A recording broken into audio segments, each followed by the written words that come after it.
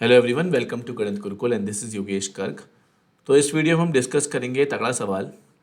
यहाँ एक क्वेश्चन में क्या है कि हमें ना क्वाड्रिलेटरल फाइंड करने हैं एक डायसागन के वर्टिसेस को ज्वाइन करके, सच दैट कोई भी क्वाड्रिलेटरल की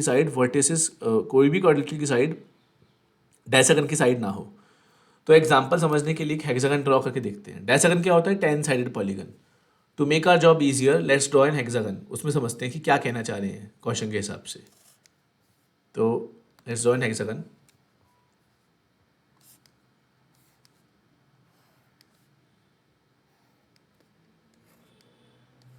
तो मैंने आपके सामने एक हेक्सागन ड्रॉ कर दिया है। A B C D E F. तो इसके अंदर अगर मान लो मैं ए सी, वैसे इसमें बन ही नहीं पाएगा, सॉरी, इसमें जो हमें चाहिए वो बन नहीं पाएगा। ऑक्टागन ड्रॉ करते हैं, उसमें साफ साफ दिखाई देगा ऑक्टागन, है ना।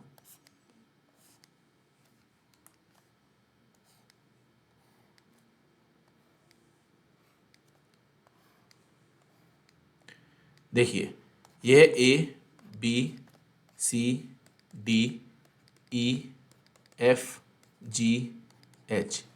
ये कह रहे हैं कि ऐसा कोऑर्डिनेटर बनाओ कि कोई भी कोऑर्डिनेटर की साइड ऑक्टागन की साइड ना हो। जैसे कि ए सी साइड पर पिक कर ली, ए बी नहीं पिक कर सकते, बी सी नहीं पिक कर सकते, सी डी नहीं पिक कर सकते, डी ई पिक नहीं कर सकते, तो सी ई पिक कर ली। फिर ई जी पिक कर ली,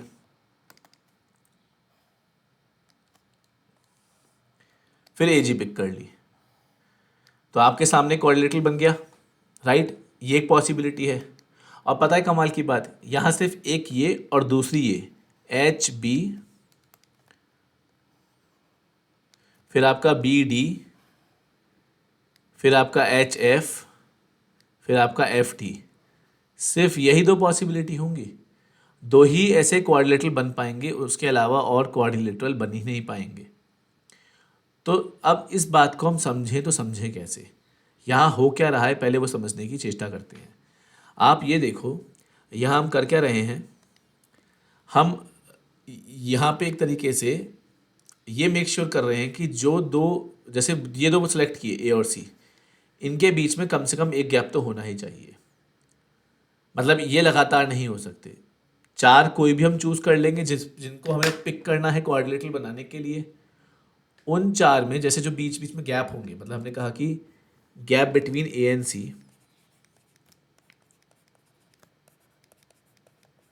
इसको हमने बोला x1। Gap between C and D, इसको बोला हमने x2। Gap between E and G, इसको हमने बोला x3। Gap between G and A, इसको हमने बोला x4। तो जो ये गैप का सम है, पहले तो ये कितना हो जाएगा इस क्वेश्चन के हिसाब से, x1 plus x2 plus x3 plus x4, ये कितना हो जाएगा? चार तो चूज कर लिया, 8 में से, 8 में से 4 घटा दो, 4 बच गए। एक तो ये बात। दूसरी बात ये कि जो ये x1 x2 x3 x4 हैं, जो ये गैप हैं, इनकी मिनिमम वैल्यू कितनी हो जाएगी? गैप नहीं बोलना चाहिए, बोलना चाहिए नंबर ऑफ वर्टिसेस जो उस गैप में होंगे। ए और सी के बीच में थे एक, जैसे कि, तो मिनिमम कितना होना चाहिए? एक। यानी कि ये जो x1 x2 x3 x4 है, इनकी मिनिमम वैल्यू कितनी होनी चाहिए? 1, है ना। मिनिमम वैल्यू 1 होनी चाहिए। अब जो मैंने आपके सामने लॉजिक यूज़ किया है, इसके हिसाब से इसका आंसर क्या आएगा? आप लोगों ने अगर ये इक्वेशन पढ़ी होगी, इंटीग्रल इक्वेशन सॉल्व करना, ये नंबर ऑफ ग्रुप्स हो गए 4, नंबर ऑफ ऑब्जेक्ट्स हो गए n 4, दोनों चीज़ ही 4 है। r की वैल्यू 4 है, n की वैल्यू 4 है, और यहाँ जो फॉर्मूला बनेगा वो बनेगा n-1 CR-1, क्योंकि ग्रेटर देन इक्वल टू 1 है। फॉर्मूले के हिसाब से आंसर क्या आएगा? n-1 हो जाएगा 3, और r-1 भी क्या हो जाएगा? 3, तो 3C3 1। तो इस हिसाब से आंसर 1 होना चाहिए था। वाई इज दिस कि हम 2 अलग अलग कोऑर्डिनेटर देख पा रहे हैं। कायदे से तो वैसे क्या होना चाहिए कि हम लोगों ने देखो शुरुआत क्या की है, ए से शुरुआत की, तो हम बेसिकली ए को लेके चल रहे हैं ना। ये तो एक तो वो कोऑर्डिनेटर हो गया जो ए से ड्रॉ कर पा रहे हैं, क्योंकि हमने ए से शुरुआत की चीज़ों की। आप मेरा पॉइंट समझिए। हम ये x1 x2 x3 x4 ये तो बाद की बात करेंगे ना, गैप्स की बात तो ए एंड सी बोला है ना, x1, और उसके बाद फिर हम सी से रिलेट कर सकते हैं, बट शुरुआत तो कहीं से की, तो हमने शुरुआत ही ए से की है।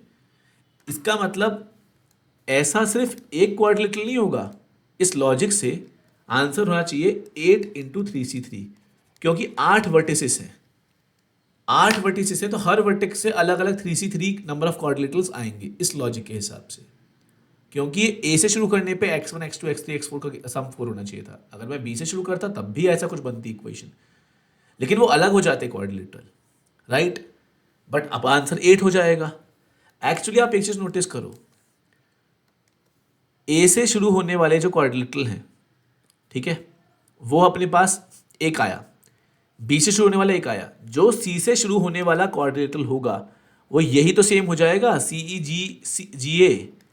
कहने का मतलब है कि 8 बनने चाहिए थे, लेकिन क्या होगा, ए से शुरू होने वाला, सी से शुरू होने वाला, ई से शुरू होने वाला, जी से शुरू होने वाला एक क्वाड्रिलेटरल कॉमन होगा, यानी कि कितनी गिनती आई, 4, क्योंकि हम क्वाड्रिलेटरल बना रहे हैं तो 4 कॉमन क्वाड्रिलेटरल आएंगे। And same goes for B D F H, इनके पेयर्स के लिए वैसा होगा।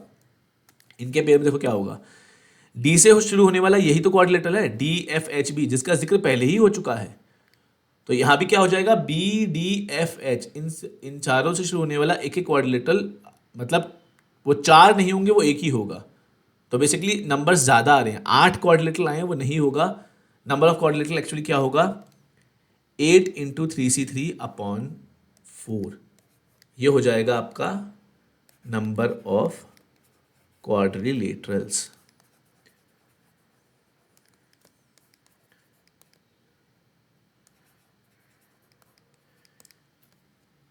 आप लोग इसको दो तरीके से सोच सकते हो, ये तो एक 8 × 3c3/4 हो गया। क्वेश्चन एक्चुअली ये नहीं, क्वेश्चन तो उसका डायसेगन का है, मैं उस पर भी आता हूँ, लेकिन मैं आपको इसमें सोचने के तरीके पे कमेंट करवाना चाहता हूँ कि एक तो ये हो गया 8 × 3c3/4, और एक और तरीका भी है सोचने का, मैं आपको उस पर भी लेके आता हूँ।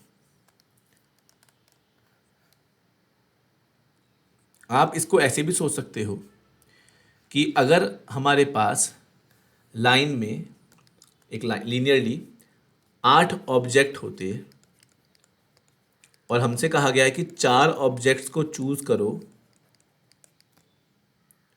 4 ऑब्जेक्ट्स को चूज करो so that no 2 of them are together, आसपास नहीं हो।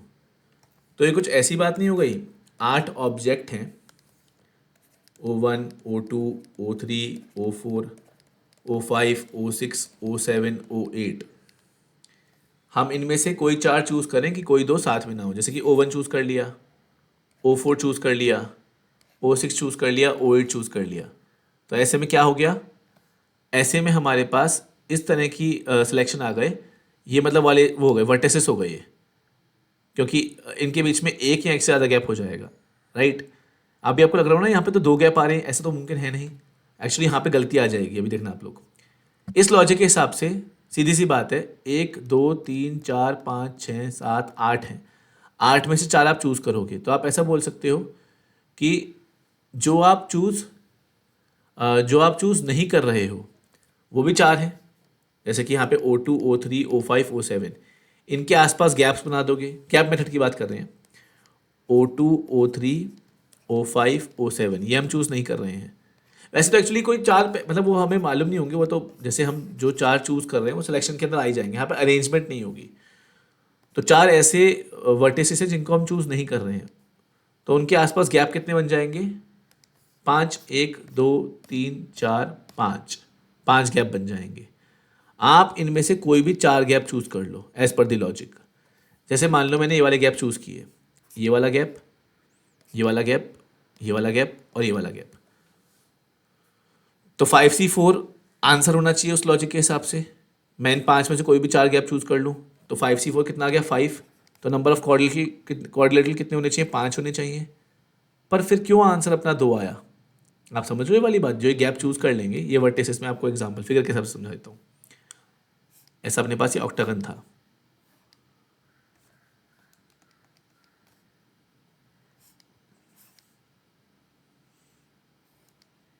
एक मिनट,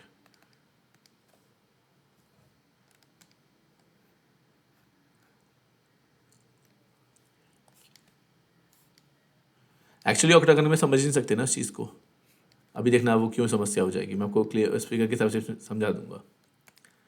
मैंने फर्स्ट ये चूज़ किया, O2 O3 फिर ये O4 फिर O6 फिर O8। तो वैसे तो लॉजिक के हिसाब से क्या हो गया था कि हमने ये मेक श्योर कर लिया कि सबके बीच में एक या एक से ज़्यादा का गैप है, लेकिन पंगा क्या हो गया, यहाँ पे एंडिंग पॉइंट वाली सिचुएशन आ गई। O1 और O8 हम सेलेक्ट नहीं कर सकते।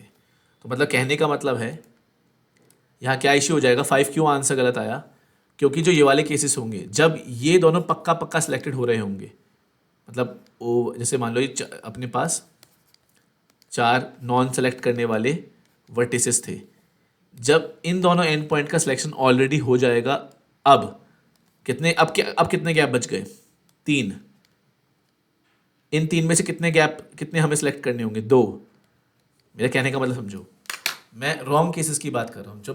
जब फर्स्ट और लास्ट वाले आ गए हैं, सिलेक्शन हो चुका है इन गैप्स का, और अब बीच में कोई भी 2 कर लो, क्योंकि वो वाले केसेस रॉन्ग हो गए। जब पहला और आखिरी होगा तब जब उनको घुमा के लगाओगे तो वो एडजस्टेंट हो जाएंगे, उनके बीच में एक गैप नहीं आएगा मिनिमम। तो ऐसे कितने केस बनेंगे, ऐसे 3 केस बनेंगे, क्योंकि अब इन 3 में से कोई भी 2 सेलेक्ट करोगे तो ऐसे 3 केस बनेंगे, 3C2 3। तो ये रॉन्ग केसेस होंगे। कहने का मतलब है, इसका आंसर एक और तरीके से भी सोच सकते हो, 5C4 - 3C2 = 2। तो अब ये जितनी भी हमने राम कहानी पढ़ी है, ये तो भैया उसकी थी, ऑक्टागन की। अब सब कुछ को रिपीट करते हैं डेसागन पे, बस सेम आइडिया को कॉपी पेस्ट करना है, रिपीट करना है डेसागन पे। तो देखिए, मैं डेसागन ड्रॉ नहीं करूँगा, मैं आपको लॉजिकली बताता हूँ कि 4 हमने सेलेक्ट किए, तो उनके बीच में गैप भी कितने बनेंगे, 4। और उन गैप्स के बीच में जो वर्टिसेस होंगे उनका सम कितना होना चाहिए, 6। फॉर्मूले के हिसाब से इसका आंसर क्या आ जाएगा, यहाँ पे R हो गया आपका 4, N हो गया 6, फॉर्मूला लगेगा N-1 CR-1, तो उस लॉजिक से आ जाएगा 5C3 यानी कि 10 ऐसे अलग अलग क्वाड्रिलेटरल बनेंगे। लेकिन ध्यान रहे, ये हर एक वर्टेक्स से शुरू होने वाले क्वाड्रिलेटरल हो जाएंगे। जैसे उस केस में कितने आए थे, 2, उस केस में आया था 1, तो 10 हो जाएगा हर क्वाड्रिलेटरल से, हर वर्टेक्स से शुरू होने वाले।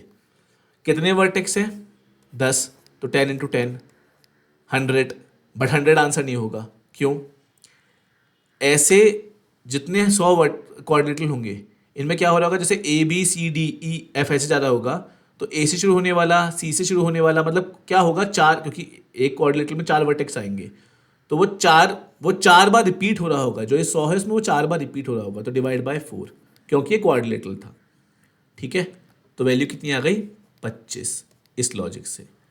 दूसरा लॉजिक क्या है समझने का, सेम प्रॉब्लम को देखो आप लोग, सेम प्रॉब्लम को समझने का दूसरा लॉजिक देखो। 4 हम लोग चूज कर रहे हैं, इनको 4 चूज कर रहे हैं, उसके अलावा 6 जो हैं जो चूज नहीं कर रहे हैं। तो क्या हो जाएगा, 6 हैं जो हम चूज नहीं कर रहे हैं, उनके आसपास गैप्स कितने बनेंगे, 1 2 3 4 5 6 7। इनमें से कोई भी 4 सेलेक्ट कर लो, पर इसमें रॉन्ग केसेस भी आ जाएंगे। कौन से, जब ये कॉर्नर के दोनों सेलेक्ट हो रहे होंगे। तो अब कितने गैप रहेगा, 1 2 3 4 5, इनमें से कितने वर्टेक्स सेलेक्ट करोगे, 2। रॉन्ग केसेस 5C2, जैसे अभी 3C2 हुआ था। देखो उसकी वैल्यू कितनी आएगी, 7C4 कितना हो गया, 35, 5C2 कितना हो गया, 10, 35 - 10 कितना हो गया, 25। तो आप दोनों तरीके से देख सकते हो कि आंसर सेम ही आएगा। तो ये बड़ा ही इंपॉर्टेंट क्वेश्चन है, क्योंकि ना इसमें इस तरह के सवाल बन जाते हैं कि एक ट्रेन जो है वो एक सर्कुलर ट्रैक पे घूम रही है, और उस 10 स्टेशन हैं, उनमें से वो किसी 4 स्टेशन पर रुकेगी। No two station should be consecutive, जो स्टॉपिंग वाले स्टेशन हैं, स्टॉप्स हैं, ये सोचना होगा उसमें। सिंपल, ठीक है ना। So I hope it was very well clear to each and every one of you. आपको इसमें अगर कोई समस्या लगी हो, कोई डाउट लगा हो, तो do feel free to ask. ठीक है, कमेंट में बिल्कुल इसको पूछिए अगर कोई समस्या लगी हो। मैंने अपनी तरफ से कोशिश की है इसको अच्छे से एक्सप्लेन करने की। स्टिल अगर किसी को कोई डाउट हो, so feel free to ask. So stay tuned, keep watching Ganit Gurukul. Will be back in next video. Thank you.